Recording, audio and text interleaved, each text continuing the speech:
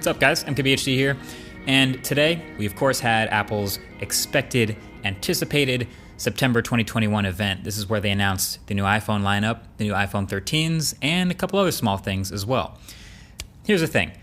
This is a pretty small update overall, but you know, Apple's events are always these huge, grandiose things. They had tons of drone shots this year, and of course these amazing transitions, cinematography and lighting all through the roof. It looked incredible, but then it's all to announce like a couple small updates to a few things, so it felt like it didn't quite match. But I still have a bunch of thoughts on a lot of the things they actually did talk about, plus some stuff you might not have caught from inside the keynote. So this is all of that in one place. So they actually started with the iPads. So we got a new refreshed baseline iPad.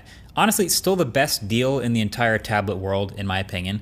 It is basically the same on the outside. It's the same 10.2 inch size, the same design, and that famous $329 price, but with refreshed insides. You got a new A13 Bionic chip inside, and there's also a new 12 megapixel ultra-wide selfie with center stage, just like the iPad Pro. So even more than the iPad mini, this is the #1 entry point for most people getting their first iPad. It's still the most popular iPad.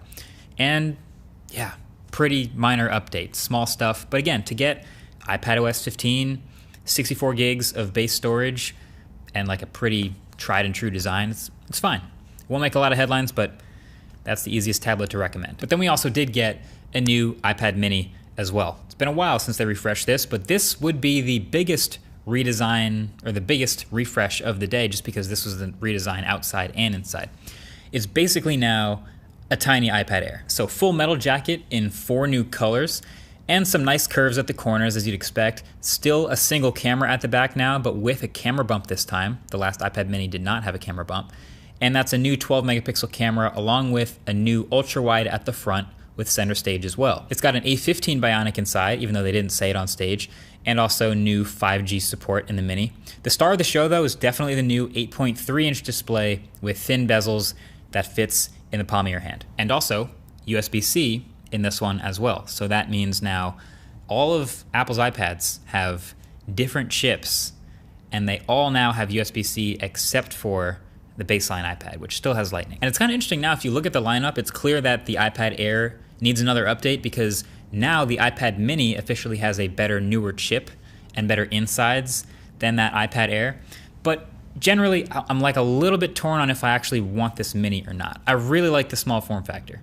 I've liked it for a long time, but I'm gonna miss 120 hertz not being there. This is a 60 hertz iPad, and I love the 120 hertz on the iPad Pro, and I think that's gonna be the reason I stick with it. But other than that, the mini is looking really good. And we'll talk more about 120 hertz in a second, don't worry. But then we got onto the Apple Watch. We got Apple Watch Series 7. Now, you might have seen some of those rumors floating around about maybe a square design.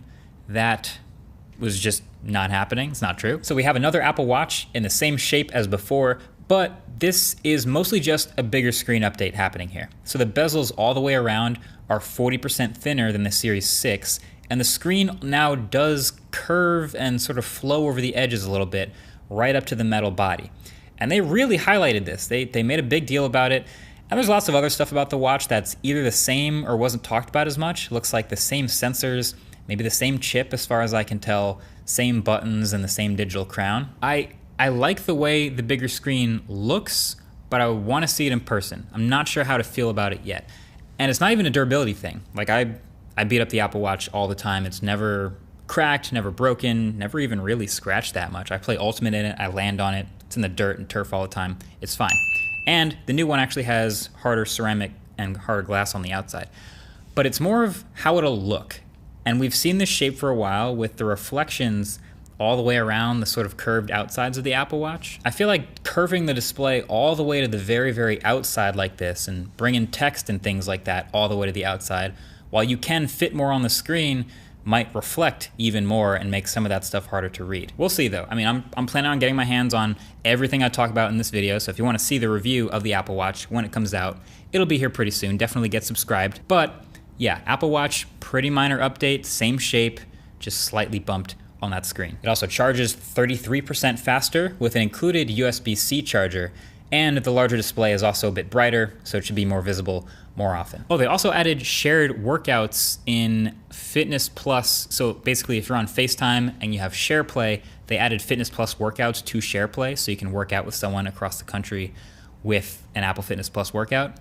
But what I really wanted them to add is group competitions. You know, the competitions where you close your ring.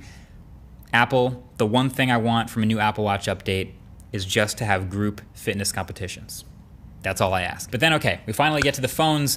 The real update a lot of you were here for, which is a lineup of iPhone 13, iPhone 13 mini, iPhone 13 Pro, and iPhone 13 Pro Max. So most of what we've been seeing develop turns out to be correct, which is that the iPhone 13 series looks a lot like the iPhone 12 series, but with two main updates worth talking about: the display and the cameras.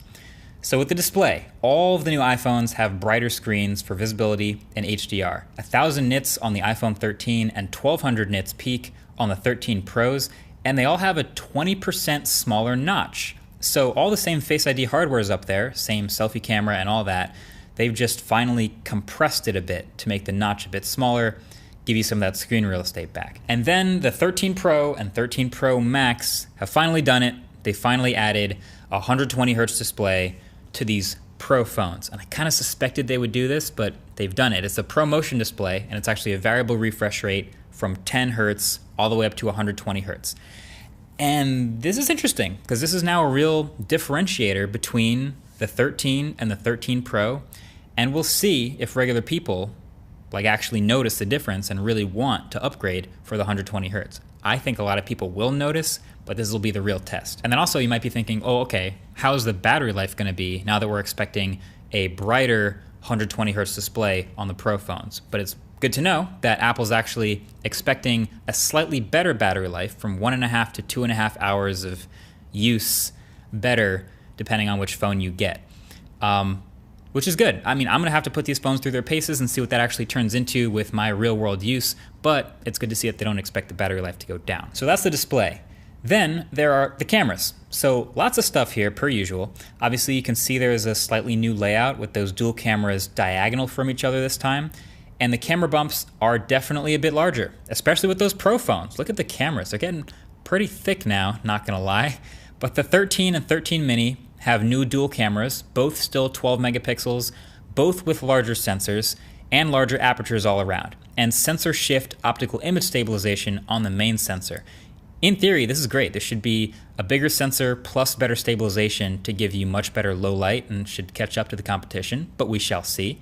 But then the 13 Pro and 13 Pro Max appear to have matching cameras this year, and they are all better than the regular 13. So it's triple cameras again, they're all 12 megapixels again, and they're all with wider apertures than every camera on the 13 for even shallower natural depth of field and even better light gathering. So also the telephoto lens is 3x this year, up from 2.5x, and all the cameras have night mode now. So I'm pumped to test these new cameras. Obviously with new hardware and a new generation image signal processor, it should be both better photos and videos. Also, the new ultra wide can shoot macro photos now. But what I'm really most excited about is actually some of the features they announced in video mode. So video on the iPhone, I've already said, is I think still the best in any phone, but two of the new features they've added are two new video features, and those are cinematic mode and ProRes video. So the cinematic mode has a bunch of focus tricks and tools to help video shooters better control focus. This is something a lot of people play with on the iPhone camera all the time. There's a smooth focus racking and an AI-based depth detection that lets you adjust the level of fake blur and focus rack between subjects in a way that smoothly moves that blur. It sounds really cool in theory, but basically I'm watching Apple's demos, and I've watched them back now a bunch of times, and Apple's demos are typically the absolute best case scenario of what you can expect the phone's cameras to be capable of. But these, to me, didn't look that good. Now, maybe I'm pixel peeping. Maybe I'm expecting a little too much out of a tiny smartphone sensor and lenses, but the focus racks still hunted a little bit, sometimes like any other normal smartphone tap to focus. And of course, when you go from a really close-up shot to a really far one, focus racking, you can see the edges of the frame move because the iPhone's lenses are not parfocal. But I'm definitely nitpicking here. This is, Apple claiming a better focus control system with the iPhone camera. I got to try it and I'll definitely report back, but that's something I'll be diving into. Then the other thing I mentioned was ProRes. So you can now shoot with the Pro's 4K 30 FPS ProRes video on the iPhone. Unless you get the 128 gig baseline Pro iPhone, in which case only 1080. So instead of moving the baseline storage up to 256, they just literally disable this one feature, and it's kind of brutal. I guess there could be a really good technical reason for it. Maybe the 128 gig chips aren't reading or writing fast enough to shoot 4K 30 ProRes. Maybe they're just scared you'll fill up your storage too fast on 128 gigs and they just want to disable the feature. Either way, seems like they should explain. But that's really the major iPhone updates with the screen and the cameras this year. Aside from that, you do have new specs. The new A15 Bionic chip is in all these phones with a 5-core GPU in the Pro phone and a 4-core in the regular. There is also a slight battery bump, like I mentioned. It's physically bigger batteries.